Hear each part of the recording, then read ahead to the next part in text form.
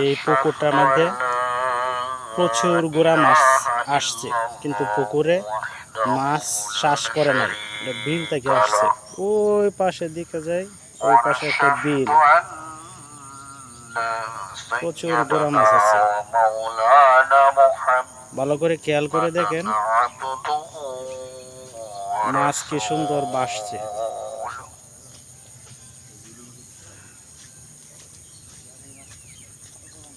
وقال رسول الله صلى الله عليه وسلم